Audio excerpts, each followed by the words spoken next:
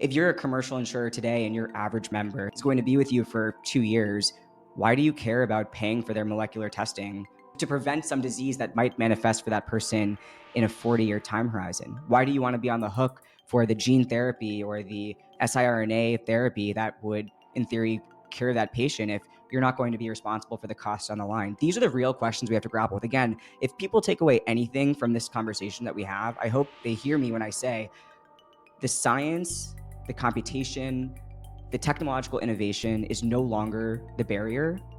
The tech is not the problem in healthcare and life sciences. The problem is the business model, the economic model, the way care is paid for, and the incentive structure underlying that.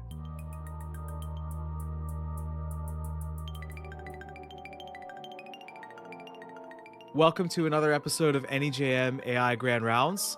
Today we are delighted to bring you our conversation with Morgan Cheatham. Andy, I find it really hard to know where to begin to describe Morgan because he's doing so many things. I have no idea. I think we did ask him at one point, are there multiple Morgans? He is a vice president at Bessemer Venture Partners, while also a medical student at Brown University. He's doing so many things. He's doing them so well. And it was just a really wonderful chance to just pick his brain about how he approaches everything and how he's thinking about both investment strategies while also navigating medical school and residency and all that. Yeah, in addition to doing stuff with us at NEJM AI and this podcast, the man has more than 24 hours in his day. And again, breaks my mental model. I think we discussed this in the episode for what a med student can do and is capable of. By day, he's rounding on patients, doing research at the NIH, and by night is cutting $100 million deals in his role as a vice president at a venture capital firm. So truly just an extraordinarily talented young doctor, future leader, all of the above. I think also, you and I have gotten to know him quite well. Just a great guy, super nice, very easygoing. And it was great to have him on the podcast and give him a chance to tell his story because it's such a remarkable one. And I should say it's a little bit funny to me. He also helps us edit these podcasts. I was going to he had the opportunity to also Morgan, work on his own podcast. Thank you, Morgan. Morgan, if you're listening, thanks. Thanks, Morgan. The NEJM AI Grand Rounds podcast is brought to you by Microsoft, Viz.ai, Lyric, and Elevance Health. We thank them for their support. And with that, we bring you our conversation with Morgan Cheatham. Morgan Cheatham, welcome to AI Grand Rounds. We're excited to have you here. Thank you guys so much for having me. Morgan, great to have you here. So this is a question that we always get started with. Could you please tell us about the training procedure for your own neural network? How did you get interested in AI, and what data and experiences led you to where you are today? I love this question. So to give you guys a framework, I think today my training procedure looks a lot more like a Bayesian process than it does stochastic gradient descent. And I figured our listeners would appreciate that. I think as humans, we have this luxury where, unlike most neural networks, which kind of discard past intentions in favor of converging on a single solution, we as humans can maintain these large prior distributions over complex environments, and we kind of constantly refine them over time. And so what this looks like for me is a huge focus on information diet and curating that diet in a way that allows me to refine these priors in a way that I feel like I'm converging on something novel. And so oftentimes that means spending time in subfields or in the interstitial spaces between fields. I realize it's a very amorphous answer. So maybe brass tacks, my story. Growing up right outside of Washington, D.C., I actually always wanted to be a physician from as young as I can remember. And everything I did was in service of that goal. I didn't falter. It's what I wanted to do. I had this moment. Sorry to interrupt, but did you have any physician role models early on? Not until high school. So there are no physicians in my family. In the Washington, D.C. area, it's actually, I think, a profession that's quite revered still. It's something that I'd always looked up to. And being near NIH and all these amazing institutions certainly keeps you inspired.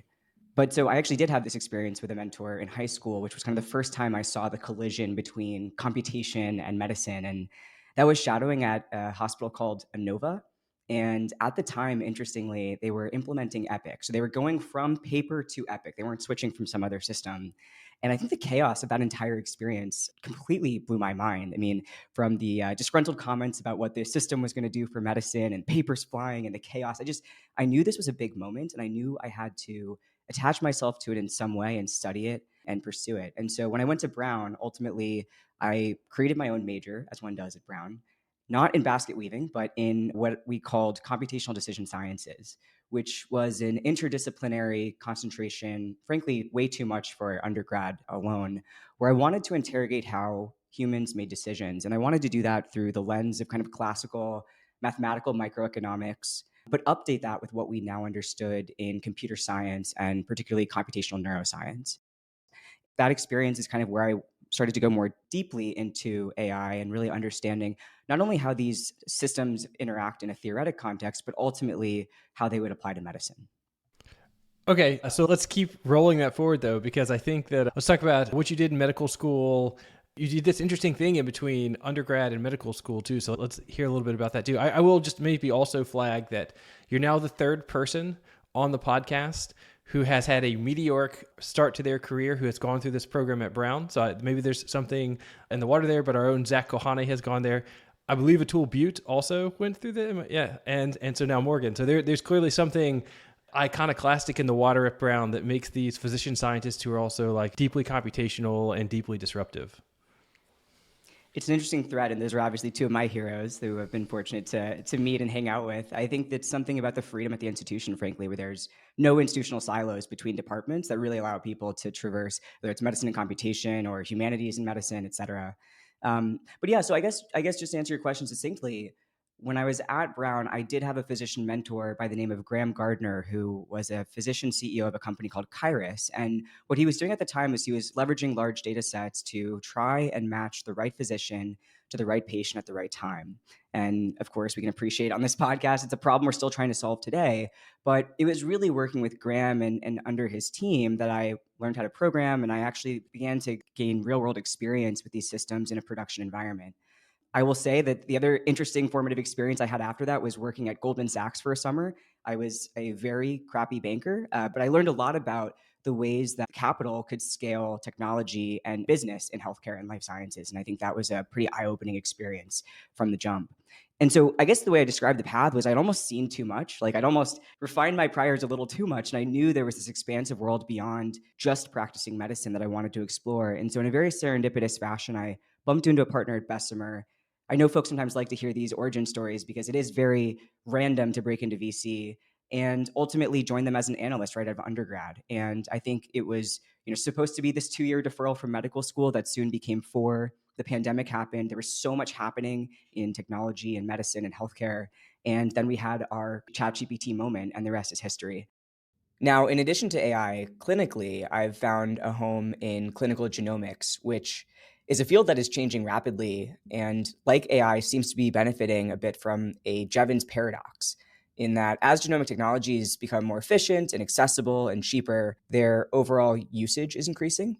And the field is also undergoing this interesting transition from an inherently diagnostic specialty to increasingly interventional by way of genetic medicines. And so this is where I've spent the last 18 months clinically and from a research perspective. Yeah, when I first met you, I had a mental model for what medical students were. And they were these like very, I think, cookie cutter biochemistry, orgo undergrad, taking the straight and narrow path to medical school. And I think I met you and you were a first year medical student and a vice president at Bessemer. And I was just like, who is this guy? I would love to learn more about Morgan and how he got to where he was. What I love about your story so much is that you're like emblematic of this like new kind of medical student that like breaks the sort of very cookie cutter mold that medical students have been subjected to for a long time. You come from investment and capital formation. Other folks are coming from engineering and mathematics. I don't know exactly what explains it because arguably the job at the end of this training procedure hasn't gotten better. In many cases it has gotten worse, but it's been exciting to see the intellectual diversity of who's going into medical school now relative to like 10 or 15 years ago. I truly don't think I'm unique. There are lots of Fs out here, and I hope you'll have more in the pod. But I think there's this genuine desire from a lot of people in medicine, to your point, recognizing the current constraints of the system, to have an impact at multiple levels. And so I think when I look back on the last 10 years of my career, I think there's this very sacred one-to-one physician relationship that the canonical medical student or trainee pursues and studies. And I think there's knowledge in that experience that cannot be replicated anywhere. There's certainly privileges and opportunities that can't be replicated anywhere, but there's specific knowledge that you gain being responsible for someone's care. And then when you think about what's happening in technology and in the capital markets, those are things that can take that kind of sacred one-to-one relationship and scale them in a nonlinear fashion, whether it's thinking about AI doctor constructs or thinking about investing capital into a therapeutic that's going to cure a disease. And so I think people enjoy genuinely when you have this experience of caring for patients, being able to play at these multiple levels of the stack, if you will. Yeah, totally. So I think that's a great opportunity to transition to some of the papers that you've worked on and the research that you've published. So you spoke of the ChatGPT moment. And I think that you and some of your collaborators like really saw that this was a moment, not only for AI, but also how it was going to impact medicine. And you wrote what I think has become like a pretty seminal paper in the area, which was essentially like, can ChatGPT pass the USMLE? And so there's a paper called Performance of ChatGPT on the USMLE, Potential for AI-Assisted Medical Education Using Large Language Models. So I'd love to hear a little bit about the context for that paper and sort of like how you put it together. If I understand correctly, it was like a sprint to put it together. It was like nights and weekends kinds of thing. So we love to hear some of those like in the trenches stories too. Sure. And I'll caveat this with saying my academic career, as you mentioned, has been unconventional, but it's also been quite random. And I think this paper embodies that. So I actually worked on this paper with one of our portfolio company CEOs at Bessemer, physician scientist by the name of Jack Poe, who also was the person who introduced me to Zach. So I'm ever grateful for that. And there was this moment after ChatGPT came out, we were all scrambling to figure out what this technology would be capable of in a medical context. And I think I ground that in the reality that there are many, many teams working with GPT-2 and earlier versions of this, but the performance and the interface, I think, invited a larger audience of folks to explore the capabilities. And so Jack called me up and said, hey, our team here at Ansible, we're working on this project. It's super time sensitive. Do you want to be a part of it? And when someone gives you an opportunity like that, I think you just ask them, like, what's the next step? You don't even pause. The reality of my life at that moment, though, is I actually had a neuro shelf exam that Friday, and I think we were meeting at the beginning of the week. So I was supposed to be studying, but I was humbled to learn that the system that we were working with would have probably far eclipsed my performance on that exam, whether I studied more or not. In many ways, when I reflect on this paper, I say it was both the best paper experience I had, just in terms of, I think, the speed and the kind of like radical thinking that we proposed. I mean, we actually, submitting it to some journals, had ChatGPT listed as an author, and were scolded by some of the larger, kind of more well-known journals. Ended up publishing in PLOS. But I also say it was one of the worst, and the reason why is because the paper at the time positioned GPT as a potential learning tool, even though its performance kind of suggested there's more there. What we didn't grapple with is really the imperfection of the benchmark of the US medical licensing exam. And in many ways, my worst fears materialized, which is, as you both appreciate, the field kind of ran away with this benchmark in a very obsessive approach. And so I wish we had grappled more with the kind of shortcomings of the USMLE, both for human clinicians as well as for AI. And I think now, in the last kind of couple of years, more folks have started to grapple with this in a real way, as we saw most recently with the Kraft and MD paper. But just to calibrate, right? I believe Raj has some comments on this. Yeah. So just to calibrate, so just to give your paper more credit, I think, than even you're giving it now, Morgan. This is back in the beginning of 2023, right? So now I think we all take for granted that these models are very good at standardized tests. But it's very easy to say that now after we've had a flurry of 2 years or 3 years or 4 years of results on NLP models, AI models doing so well on standardized tests. I also think at the same time, this is actually even before GPT-4, right? This is the original ChatGPT that was released, if I recall now, I'm going to get the years wrong. This is November 2022, right? That's right. Yep. This is right at NeurIPS 2022. I think Andy and I were there at that one together, and it just took over the whole conference. That's the model that you're using. This is even before they released GPT-4, I think a month or two after you guys published this paper. And so I do think it's worth just remembering where we were at that moment. And I'll go back even a few years earlier than that. I was spending a lot of time with this guy, with Andy Beam here, my co-host, just talking about this idea. And at the time, people would pillory it the other way, which is that this is an impossibly hard task to solve, which is to have an AI model take a US medical licensing exam and it's very far away. And I remember Andy getting comments like that all the time. And okay, wow, you guys are really aspirational or really visionary, ambitious, right? But I think we should contextualize where we were and what these sort of milestones led us to now believe. And then I think, as you're saying, I do think lots of folks are pointing out. I mean, I think there's another great example of this, the AMI paper from Google, right? So this is now almost a year ago, I think, the preprint came out, and they really very carefully studied conversational interaction with AI models. And then there was CraftMD from a couple weeks ago. I think a lot of folks are now correctly pointing out that there are limitations for these benchmarks. But at the same time, I don't want to rewrite the past and say that it was always obvious that we could do this. This is an easy task.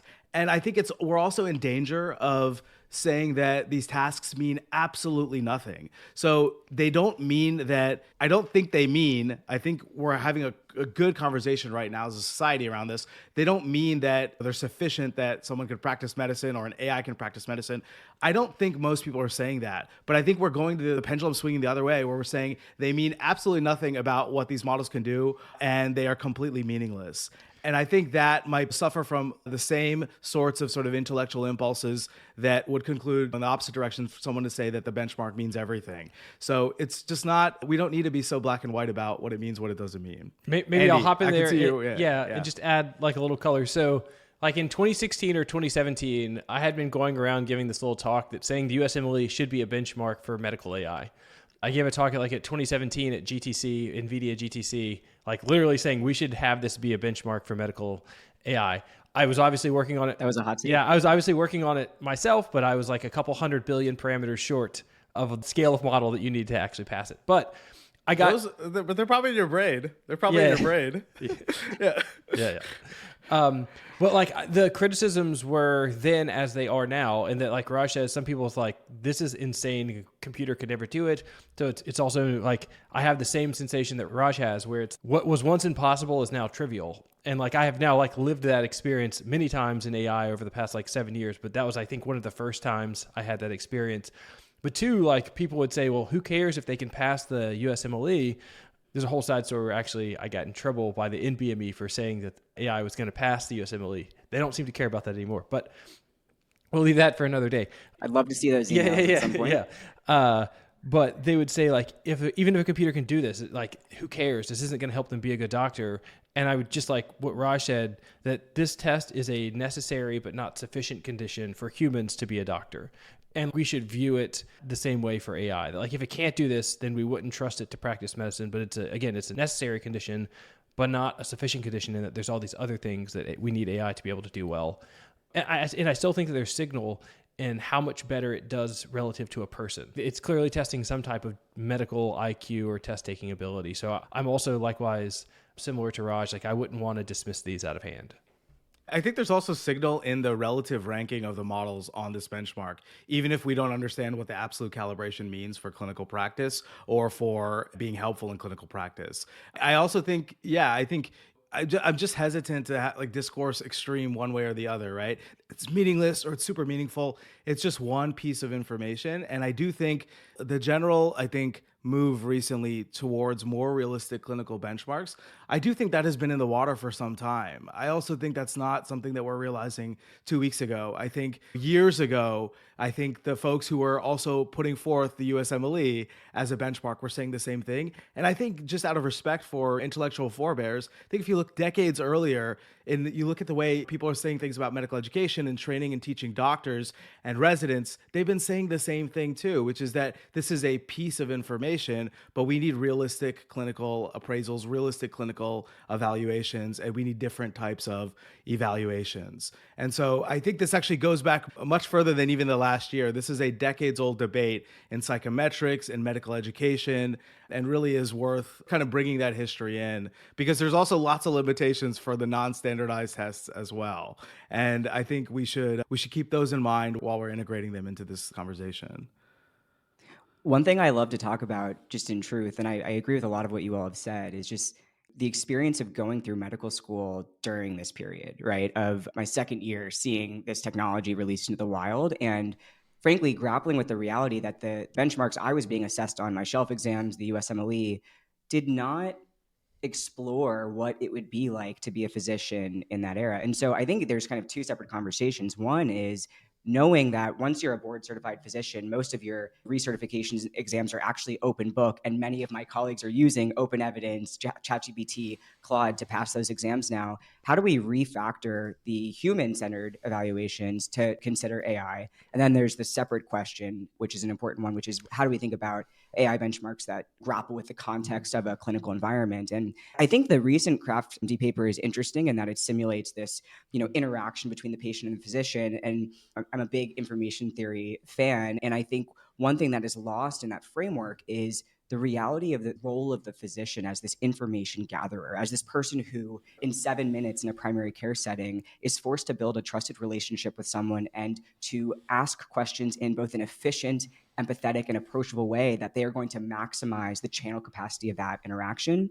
And the study I'm hoping someone will run, so this is a request for study for our listeners, is to actually run the experiment between a voice AI agent, which, as we appreciate, are increasingly kind of sympathetic and human-like, performing that medical interview with a patient autonomously, comparing the diagnostic performance of that AI with a human physician on the information that they respectively gather. So the human physician conducting their interview as they typically would, and then assessing the downstream diagnostic performance based on the information gathered, and also saying, did they gather the same information in the same way? And what were the key differences in how that information was gathered, how the patient responded, right? So I think there's certainly limitations to simulating the patient response through AI, because when you have a living, breathing human being in front of you, sometimes you're more willing to share. I will say there is some evidence on that from this Amy paper from Google, where they do this like turn by turn AI. There's a human actor on the other end who's like role playing as a patient who has a disease. And I only know this because my grad student was on this and he just offended. So I had a good jog my memory of this. They looked at if you give the information collected by the human physician to the AI system, it essentially doesn't change the diagnostic accuracy. So at least in this study, the AI and the human were eliciting equivalent amounts of information. The AI was able to get to the correct diagnosis more reliably with that same amount of information. These are simple case presentations though. So like the information elicitation is like relatively simple and straightforward. So it probably would be more interesting to look at more complex cases.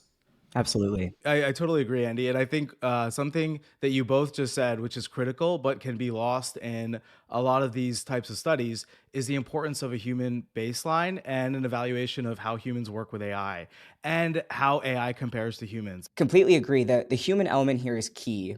The chatbot construct with simulated patients, I think, is directionally interesting, but of course limited.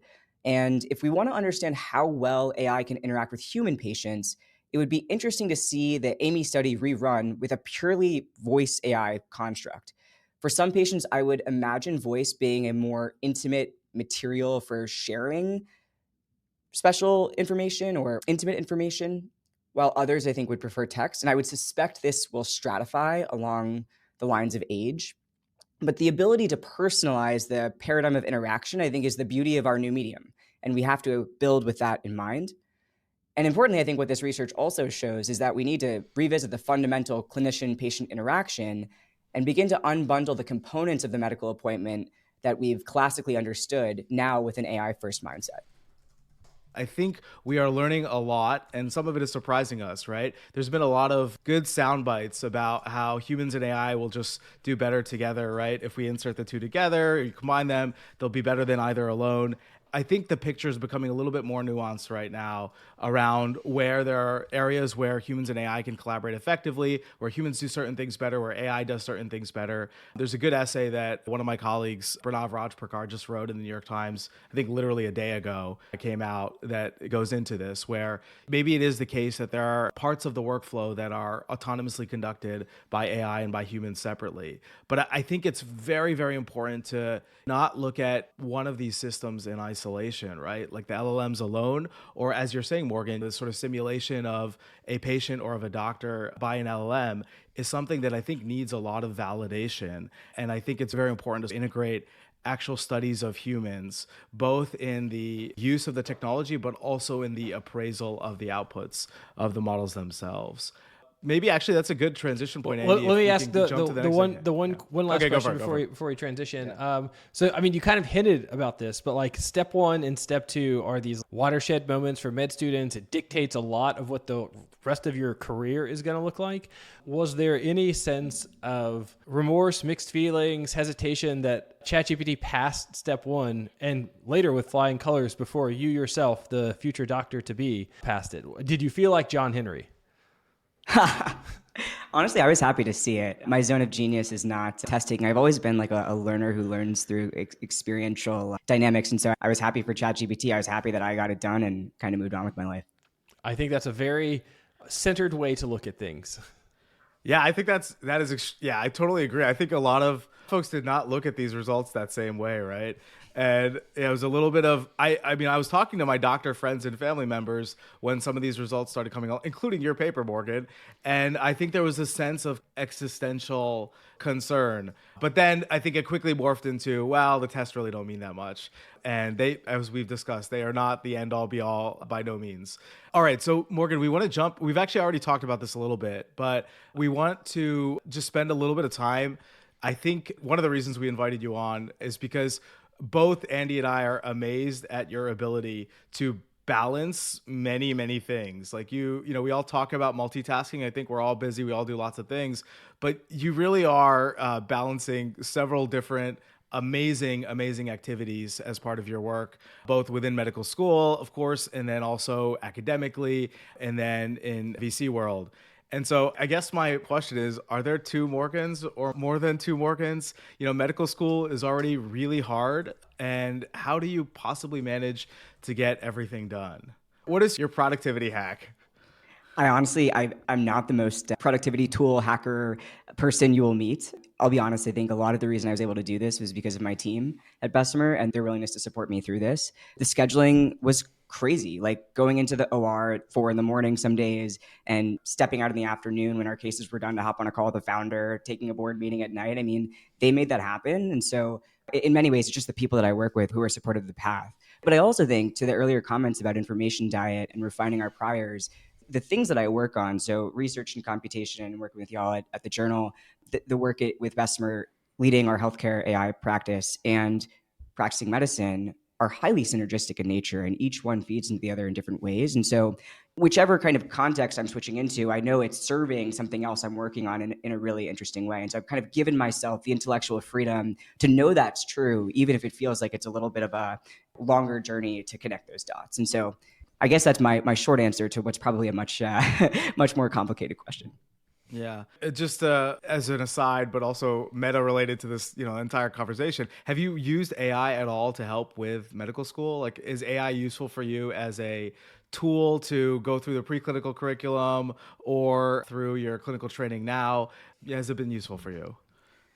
Absolutely. So when I was in medical school, I on my blog put out a blog post, and I said the title of it was, put your healthcare AI app to the test. And so I think in my unique role as an investor, I've been meeting lots of founders, a lot of physician founders building tools for other physicians. And I just dog fooded this stuff for 4 years, right? When I think about some of the companies we're invested in, hopefully we'll talk about a few of them. A Bridge in particular, one of the AI scribing companies. Oh yeah, I remember this. You actually, I was okay. Wait, we should tell the story, right? So Morgan and I were at a conference together, right? And this was a conference organized by Zach. And Morgan was talking about a bridge, and I'd heard about it, but then he was like, "Let me just show you a demo." And I was like, "Okay."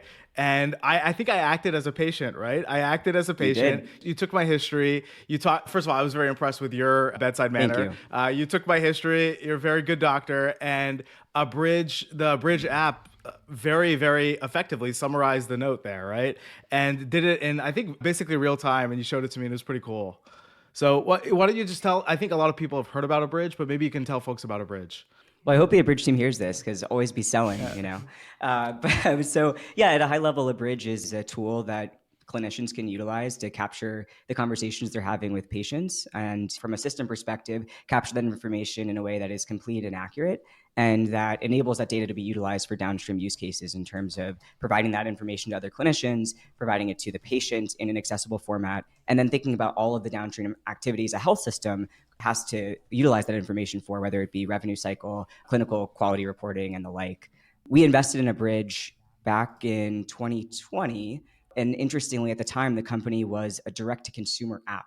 So the founder, Dr. Shiv Rao, he's a cardiologist by training who partnered up with Zach Lipton at Carnegie Mellon to develop this technology. And initially, the distribution was, let's go direct to patients who have this just acute pain point of getting shuffled between appointments from their PCP to their endocrinologist, their cardiologist, none of whom are talking together. Can we reverse engineer a solution to interoperability, starting with the patient? It's kind of heralded as this concept of the personal health record. Can you update the patient's information and phenotype as they're bumping into the system and experiencing healthcare?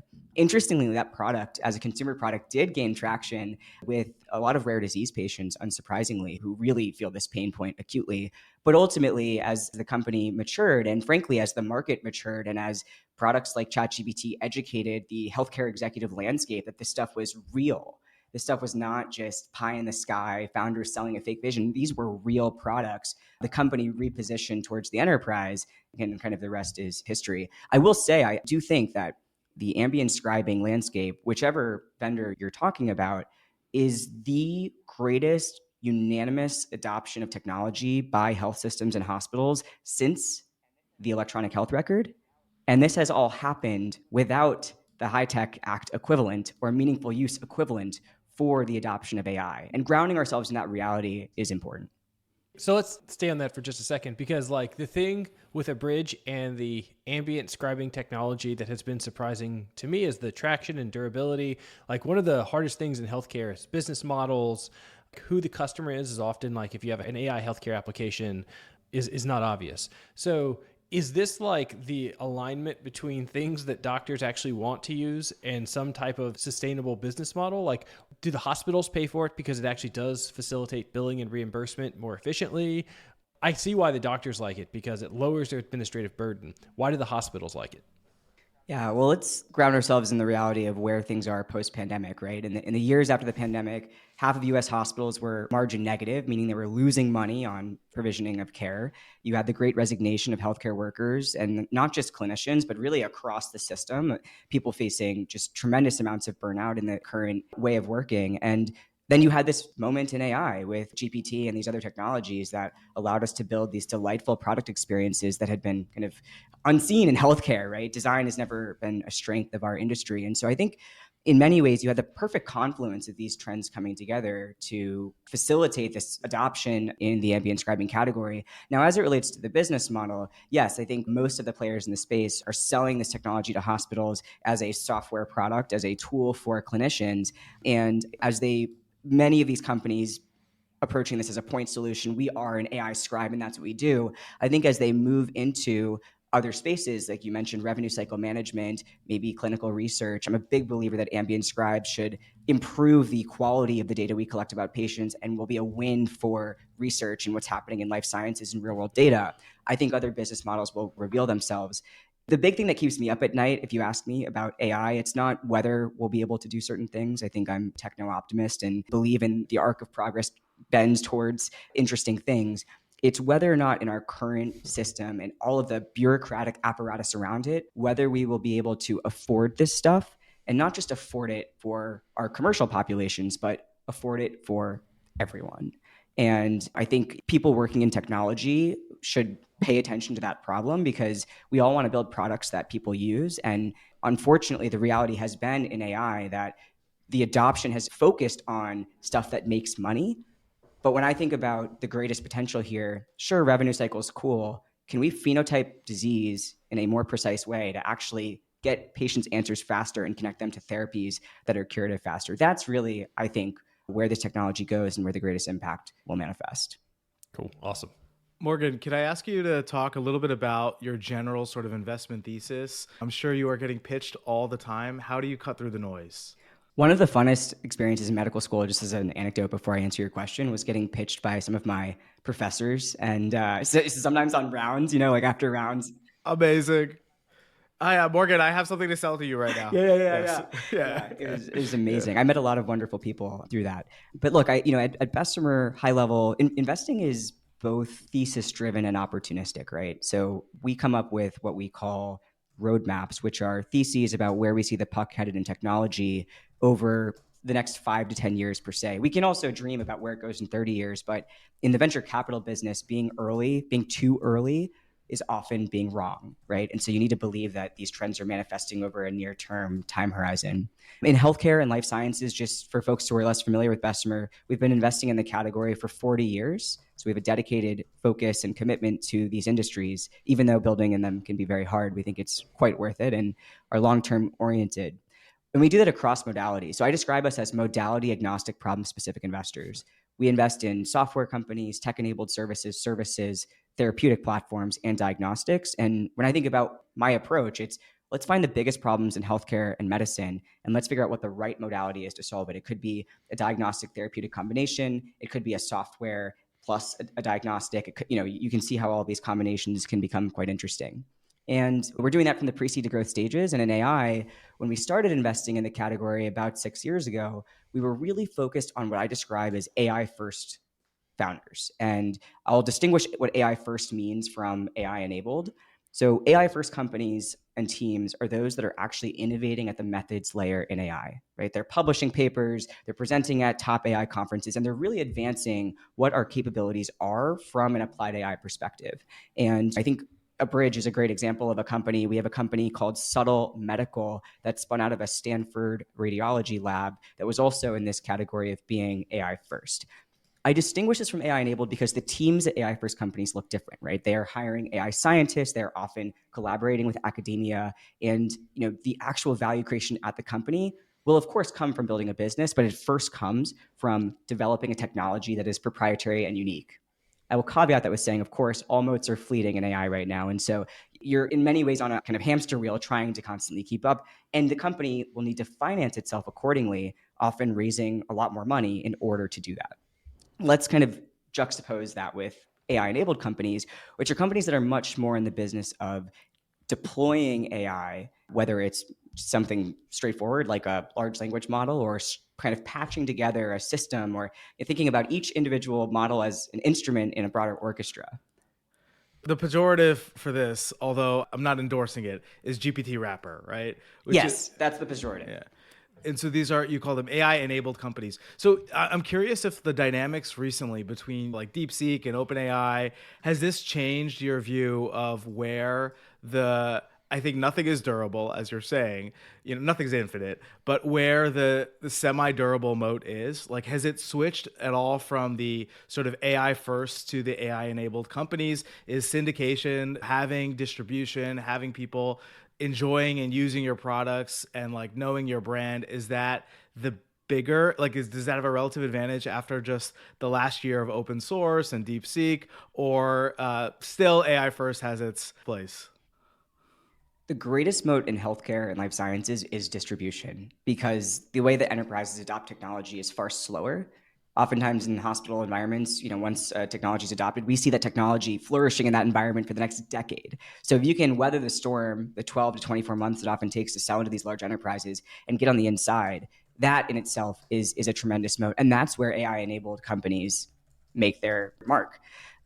I think on the AI first side, there's still tremendous opportunity for those companies, but they need to be quite specific in where in the stack they decide to invest in innovating at the methods layer. And I think we can all agree on this call, post DeepSeek, but even we could have seen this coming a couple of years ago, that's not going to happen at the foundation model layer in LLMs. In biology, will it happen at the foundation model in PLMs? I'm not too confident, right? But are there very specific areas, whether it's in clinical entity recognition or if it's in a particular kind of variant interpretation protocol, or you think about getting a level deeper and becoming more nuanced about the problem you're trying to solve, designing epitopes to mitigate immunogenicity, as one of our companies, Seismic Therapeutic, has focused on. And so I think the moats will come from these more niche applications for AI first companies. And then they also have the joint burden and task of also nailing the distribution. Can I ask a follow-up to that, Morgan? This is something I feel acutely both in my academic and entrepreneurial life. One thing that has been a truism for the last decade is that general approaches beat problem specific approaches. And so like when I was working on the USMLE, I had this little LSTM that I was trying to get to answer medical questions. And I was trying to be cute and clever about the data that it had and like how to represent the knowledge. I mean, it turns out that like next token prediction completely just bulldozed that problem. The problem that I needed to be solving was like next token prediction very well.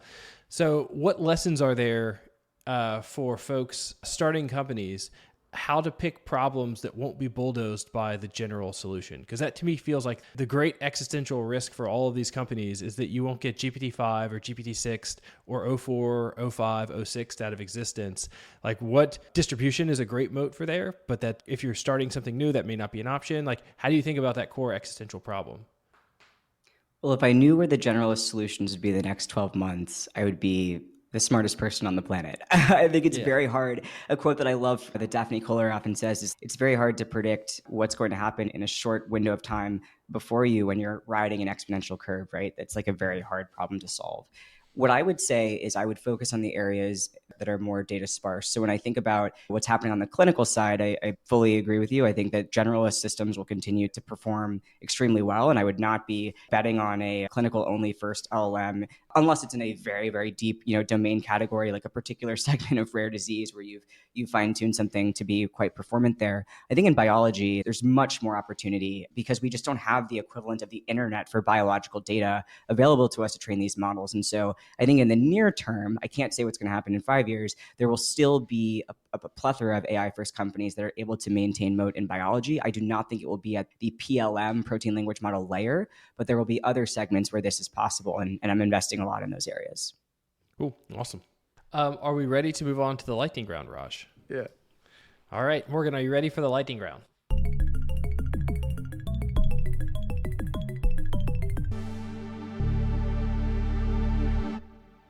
Hit me.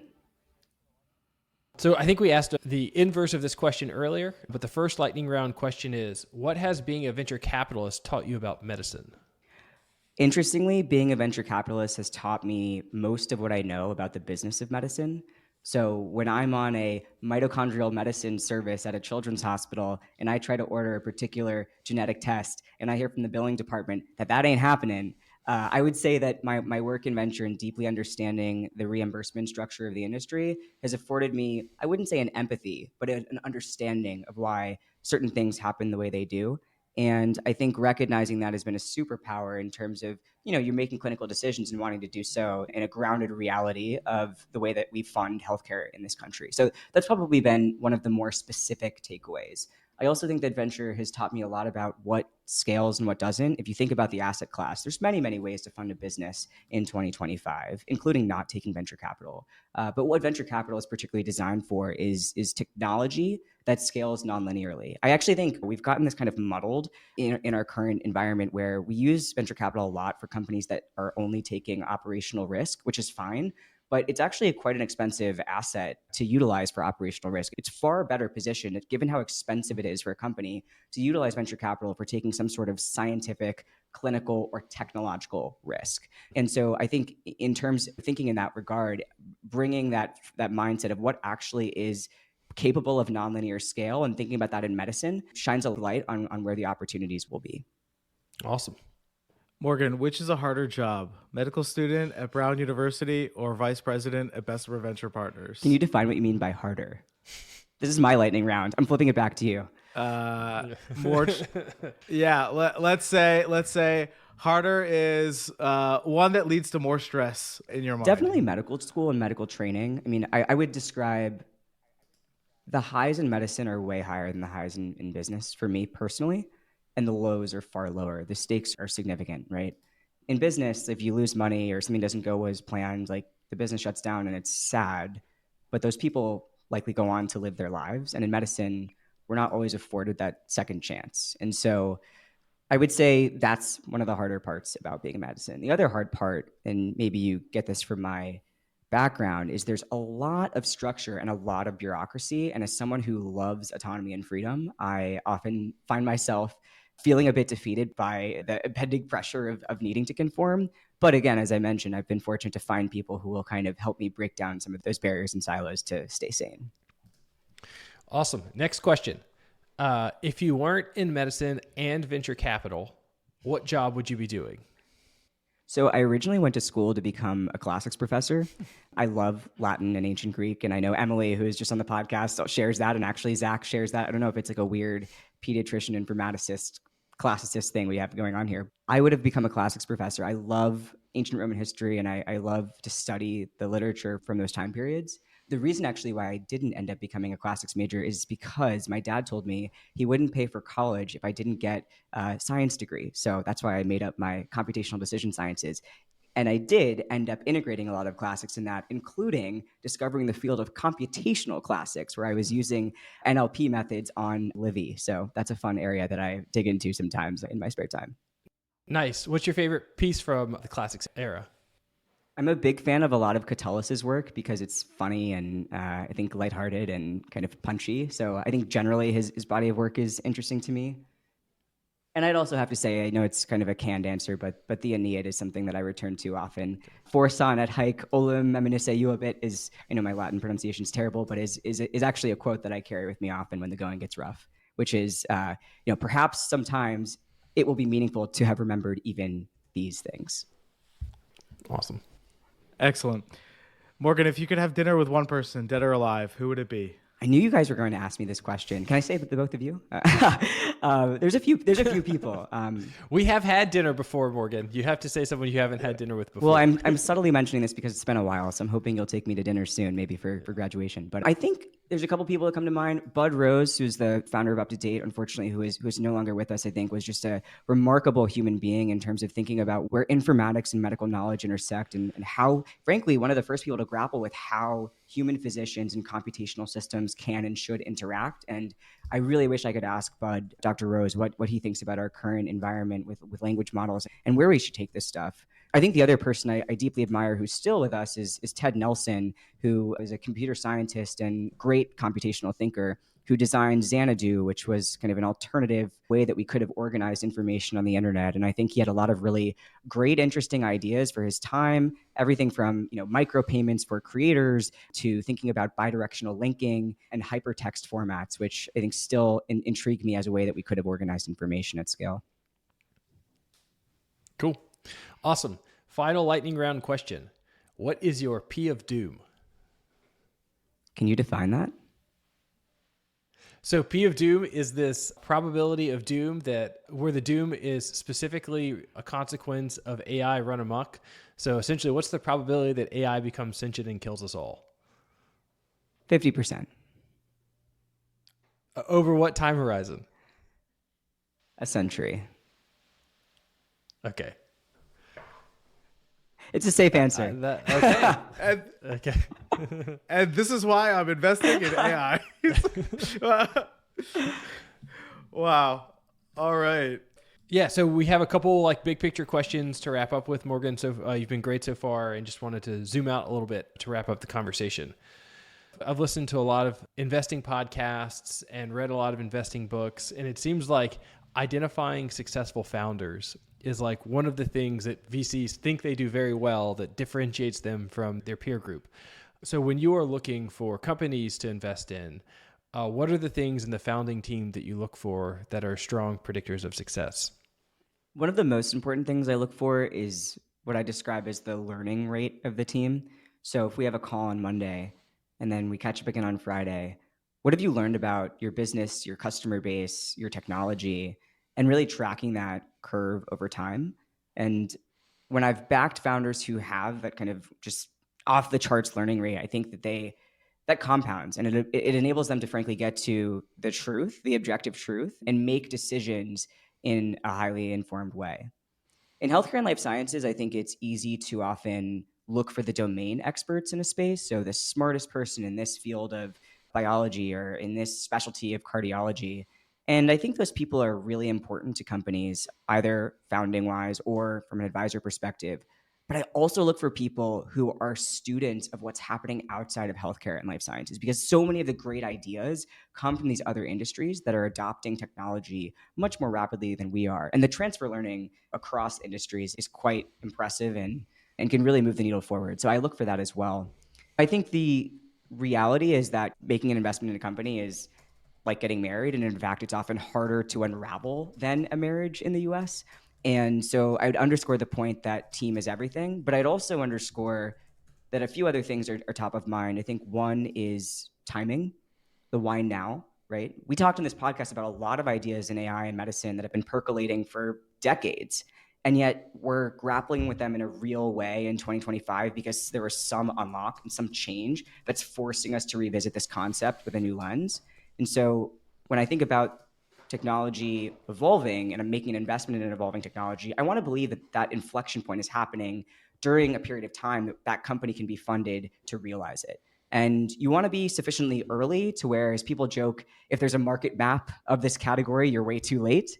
But you also don't want to be too early that the commercial opportunity for that technology and that company doesn't materialize in what I describe as a venture timeline. Yeah. Being early is often the same as being wrong. Spot in on. many cases. So, period. Yeah. Morgan, what's your vision for the future of medicine? How do you see medicine itself, the practice of medicine by physicians, and maybe medical school too, evolving over the next, let's say, 5 or 10 years? I'll hit the medical school point first. I hope we move beyond this approach of information inundation and memorization and more towards a system of thought and learning that forces critical thinking. We're not there. And I think the hard part is that learning medicine is learning a new language. And so we need to balance learning that vernacular and vocabulary with forcing people to actually think. And I would argue think with AI and teaching that in an intentional way. In terms of the field of medicine, we didn't touch much on this, and maybe we'll revisit it on a future pod, but I've been completely pilled by the field of genomics and multi-omics and where we're headed in that realm. I had the opportunity as part of my rotations to spend time at NIH for 3 months, where I joke that I saw how medicine could be practiced if we actually funded things that were right for the patient. And I acknowledge that the NIH, people joke it stands for not in a hurry because things don't happen there in a super fast or always efficient format. But the people who work there, the physician scientists who are leading trials there, are truly empowered to think objectively about what is best for this patient. And the institution is funded to support those decisions. And in a dreamy world, I'm excited about the genomic learning health system. And I'm excited about this notion that a larger percentage of people are going to undergo molecular testing in the next few decades, whether that's actually a exome or a genome, or even more specific testing that helps us understand how protein expression is happening in a particular disease state.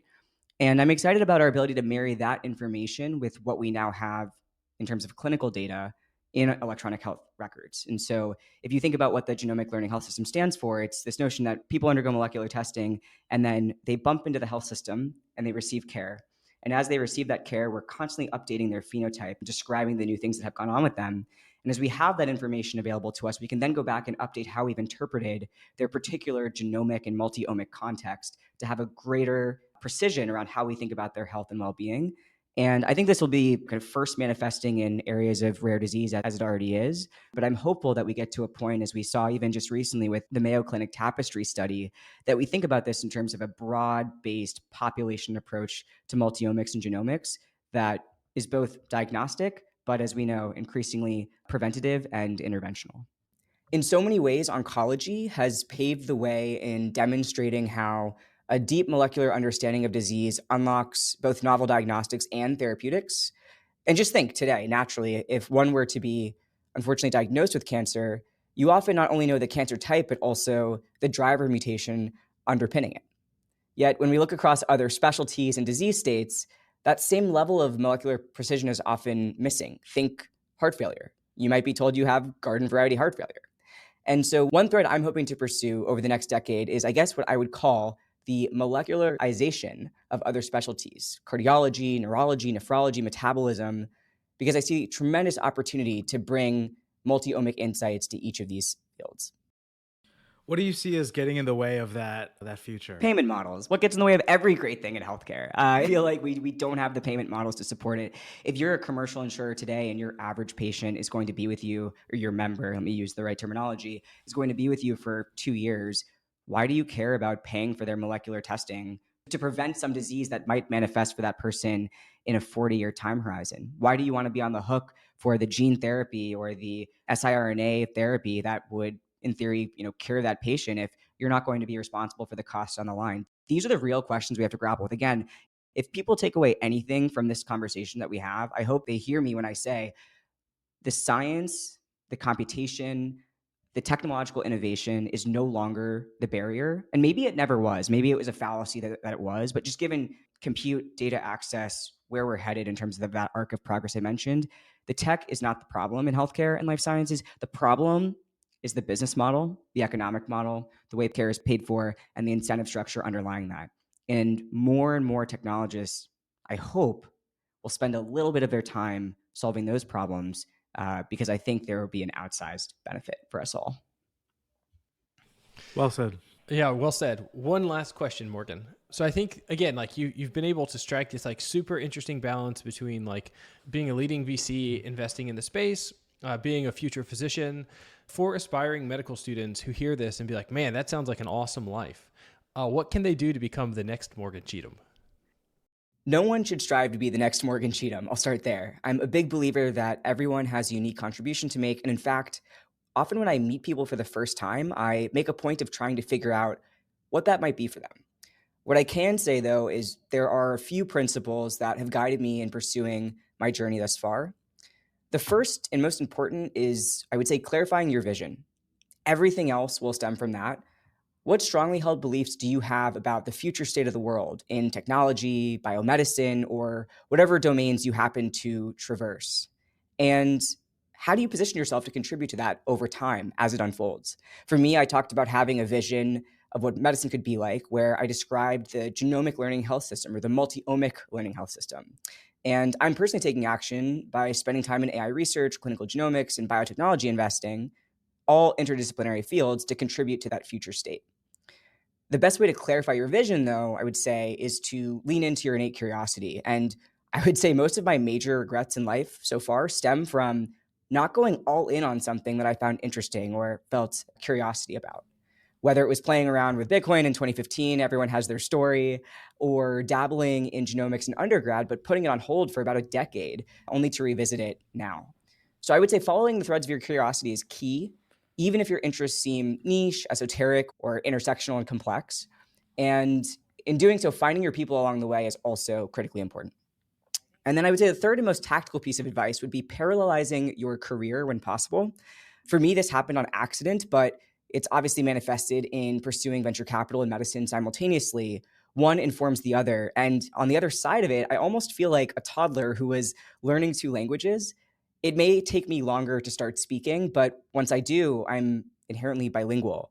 And so it can be difficult to parallelize your career, though, in fields like medicine, which are bureaucratic and hierarchical, and I think we have to acknowledge that. But if you have that strong vision, you owe it to yourself to at least ask what might be possible. Another quote I love from the classics is "Faber fortunae suae," or "a person is the maker of your own fortune." That's from Appius Claudius Caecus. You just have to ask. And the worst thing that can happen is someone says no. And in other cases, if you're in a field where you don't need to ask, then just do. Awesome. I think that's a great note to end on. Thanks again for joining us today, Morgan. Thanks, guys, for having me. This was a blast. Yeah. Thanks so much, Morgan. This was great. This copyrighted podcast from the Massachusetts Medical Society may not be reproduced, distributed, or used for commercial purposes without prior written permission of the Massachusetts Medical Society. For information on reusing NEJM Group podcasts, please visit the permissions and licensing page at the NEJM website.